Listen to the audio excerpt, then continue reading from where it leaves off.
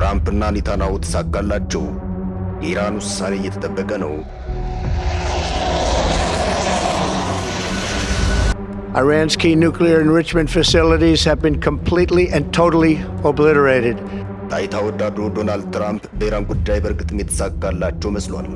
ቅዳሜ ሌሊት ለእሁድ ንጋት በቴህራን የኒውክሌር ጣቢያዎች ላይ የፈጸሙት ጥቃት አወዛጋቢው ሰው የሚፈልጉትን አይነት ግርማ ሞገስ እንዲላበሱ አድርጓቸዋል።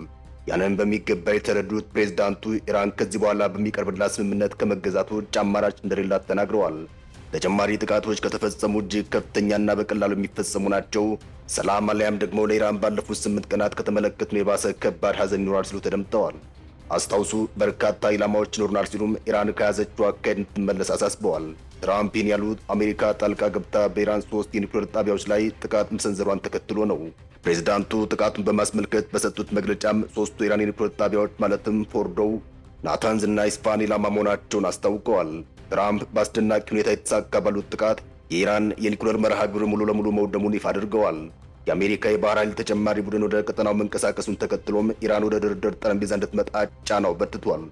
አንዳንድ የምዕራቡ ዓለም የዘገባ ምንጮች እንደውም ቴህራን በጥቃቱ ምላሽ አጥታ መዳከሟን እየተናገሩ ይገኛል። ግንባታን ጨርሶ በማስረከብ የሚታወቀው ጃምቦሮ ሪል ስቴት በመሃል አዲስ አበባ የአፍሪካ ህብረት መቀመጫ በሆነችው ሳር ቤት ቅንጡ አፓርታማዎችን አቀረበላችሁ። በ5000 ካሬ ላይ ያረፈ እጅጉን መንደር ከፈለጉ ከ2500 እስከ $4000 የሚያከራዩቸውን ወይም የሚኖሩባቸውን ቤቶች በ10% ወይም በ1.2 ሚሊዮን ብር ቅድመ ክፍያ ጀምሮ ለሽያጭ አቀረበላችሁ። እንዲሁም ግዙፍ የገበያ ማዕከል ከሆነው ኪሩ ግራንድ ሞል እና አፓርትመንት ከ400,000 ብር ቅድመ ክፍያ ጀምሮ ሱቆችን እየሸጥን ነው። ይህ የማስታወቂያ ዋጋው ለጥቂት ቀናት የሚቆይ በመሆኑ አሁኑን ይደውሉ። ከሀገር ውጭ ለምትኖሩ በዲኤችኤል በ3 ቀን ውስጥ ባላችሁበት እናስፈርማለን። ለበለጠ መረጃና ሳይት ለመጎብኘት በ0967 665262 ወይም በዋትስአፕ ማግኘት ትችላላችሁ። በጊዜ ግቡ። ጃምቦሮ ሪል ስቴት። ከሚዙሪ ጦር ሰፈር ተነስተው ፓስፊክ ቀጠና ወደሚገኘው የጓም ጦር ሰፈር መንቀሳቀሳቸው የተነገረላቸው ቢቱ ቦምበር ጣይ አውሮፕላኖች ቅዳሜ ንጋት ጥቃት ለመፈጸም ጥቅም ላይ ውለዋል። ተዋጊ ጀቶቹ ተልዕኳቸውን በተሳካ ሁኔታ ፈጽመው ከኢራን አየር ክልል በሰላም መውጣታቸውን ትራምፕ በትሩዝ ሶሻል ገጻቸው አስታውቀዋል። በአዲሱ ጥቃት አሜሪካ በዋናነት በተራራ ስር የሚገኘውን የፎርዶ ኒውክሌር ጣቢያ ላይ እርምጃ ለመውሰድ መንቀሳቀሳቸውን ዘገባዎች ጠቁመዋል። ስፍራው ለእስራኤል ጥቃት ፍጹም የማይመች መሆኑን ተከትሎም የአሜሪካን እገዛ አስፈላጊ እንደነበር ይታወሳል። መሬት ሰርስሮ የሚገባው ፈንጅ ባለቤት የሆነችው አሜሪካም ዳግም የእስራኤል የቁርጥ ቀን ወዳጅ መሆኗን ያስመሰክረ ተግባር ፈጽማለች።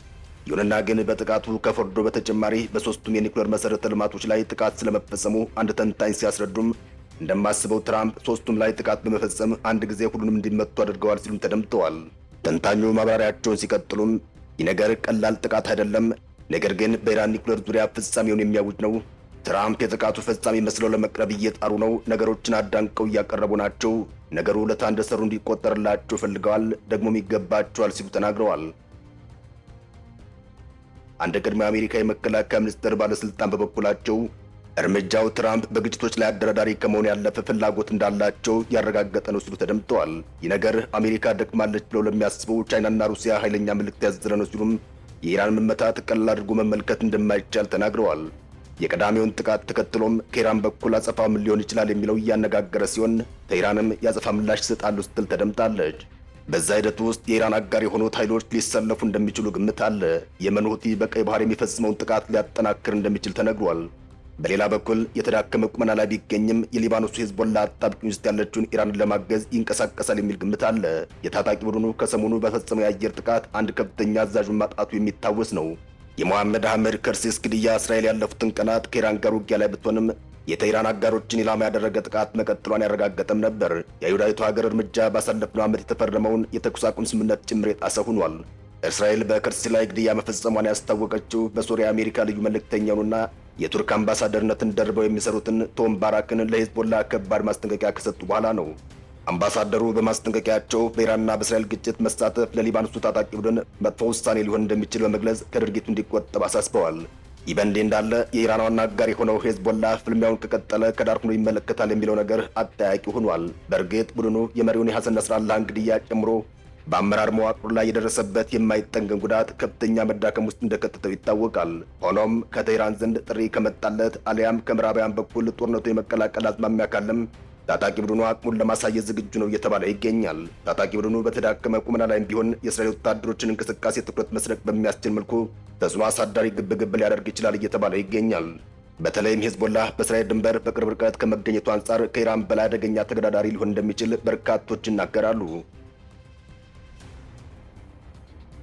እዚህ ላይ ሂዝቦላህ ከደጀን ህዝቡ በኩል ያለው ድጋፍ አብሮ ያለ መሆኑን ጥቃት የመሰንዘር አቅሙ ሊጨምርለት እንደሚችል ዘገባዎች ይጠቁማሉ። ከሰሞኑ በዚሁ ዙሪያ ለአንድ የምዕራቡ ዓለም ጋዜጣ አስተያየት የሰጡት ሊባኖሳዊ በጀልባችን ሁሌም ከሂዝቦላህ ጋር ነን፣ በአካልም ሆነ በአቅርቦት የምንሳተፍበት ሁኔታ ከተፈጠረ ያንን ለመፈጸም ዝግጁ ነን ማለታቸው አይዘነጋም። ሁልጊዜም እስራኤሎች ጥቃት ይፈጽሙብናል፣ ነገር ግን ለሂዝቦላህ ያለ ፍቅር ይጨምራል ሲሉም ተናግረዋል።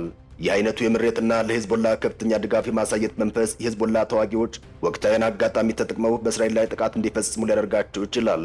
በሂዝቦላህ መንደር ጽዮናዊነት ጠላታችን ከሚሏት እስራኤል ጋር ተፋልሞ በክብር መሞት ትልቅ ቦታ የሚሰጥ መሆኑን ብዙዎች ወደ ውጊያ ሜዳ ማስገባት የሚችል ነው።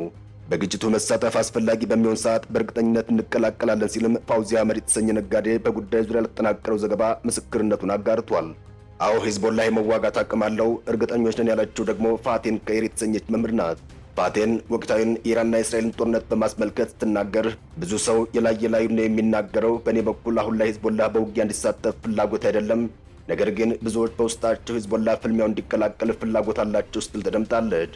ሂዝቦላህ ከቀናት በፊት ባወጣው መግለጫው ለአያቶላህ አሊ ኸሜኒ ያለውን ቁርጠኝነት ለመፈጸም ዝግጁ መሆኑን አስታውቋል። በመግለጫውም በሰላማዊቱ ሀገር ኢራን ላይ የተቃጣውን ጸባጫሪ ድርጊት ለመጋፈጥ ከቴህራን ጎን እንደሚቆም ይፋ አድርጓል። እስራኤል በጋዛ በፈጸመችው ጸባጫሪ ተግባር በቀጠናው በሚገኝ የመከላከል እርምጃና በእስላማዊቷ ኢራን ዙሪያ በተፈጸመው ነገር አሜሪካ የምታሳድረውን ድጋፍ በተመለከተ ከባድ ክርክር ውስጥ መግባቷን በቅርቡ ትረዳለች ሲል አስጠንቅቋል።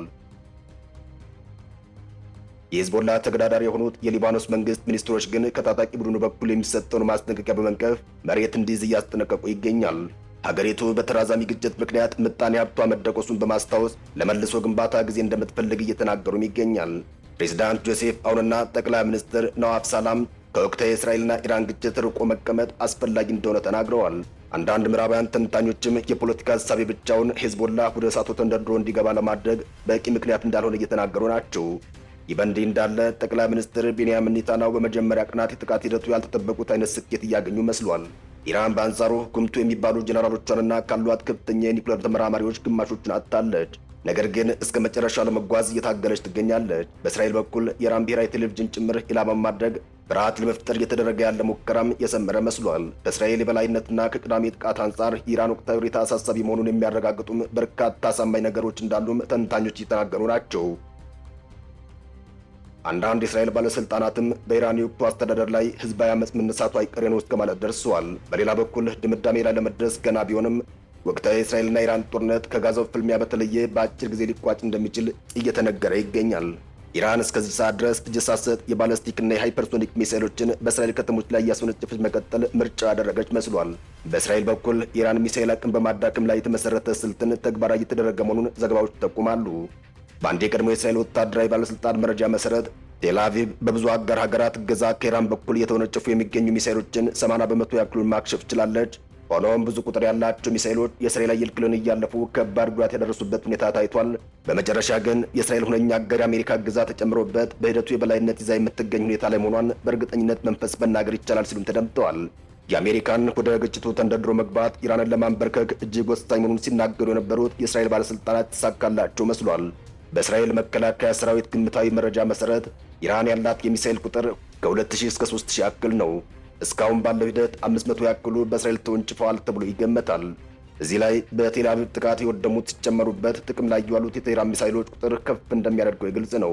በእስራኤል ወታደራዊ አመራሮች በኩል ኢራን የሚሳይል ቁጥሯን ለመቆጠብ ስትል በቀጣይ ከዚህ ቀደም ከታየው በተለየ በብዛት ሚሳይሎችን አታስወነጭፍ የሚል እምነት እንዳላቸውም ለማወቅ ተችሏል። አሁን ባለው የማክሸፍ ሂደት መቀጠል ከቻልን ኢራን በእስራኤል ላይ ሚሳይል የምታስወነጭፍበት አቅም ልናዳክም እንችላለን ሲሉም አንድ የእስራኤል ጡረተኛ ጀነራል ተናግረዋል። እንዲህ አይነቱ ስኬት ላይ ለመድረስ ግን ቀናት ወይም ሳምንታት ሊወስድ መቻሉን ለእስራኤል ነገሮቹ ገና እንዳላበቁ ማሳያ ይሆናል የተባለው። አንዳንድ የምዕራቡ ዓለም ተንታኞች እንደውም ኢራን ተራዛሚ ግጭትን ፍራቻ ሚሳይሎቿን እየቆጠበች ሊሆን እንደሚችል እምነት እንዳላቸው ገልጸዋል።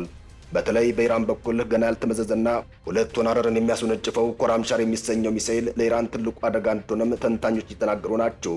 የኢራን ጀነራሎች በበኩላቸው አብዛኞቹ አደገኛ ጦር መሳሪያዎቻችን ገና ጥቅም ላይ እንዳልዋሉ በመግለጽ የሚሰነዝሩት ማስጠንቀቂያ አሁንም አልቆመም። የወታደራዊ አዛዦቹ ማስፈራሪያ ያዘል ንግግር የእስራኤል አየር መከላከያ ሚሳይሎች በቁጥር ውስንና በሂደት ሊዳከሙ እንደሚችሉ በመረዳት እየተሰነዘሩ ያሉ መሆኑን ተንታኞቹ ጨምረው እየተናገሩ ይገኛል።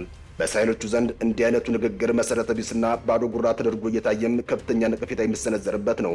በተለይ በአሜሪካ እርዳታ በተራራ ስር የሚገኘውን የኢራን የኒውክሌር ጣቢያ መመታቱም ለእስራኤሎቹ ተጨማሪ ልብ የሰጣቸው ይሆናል።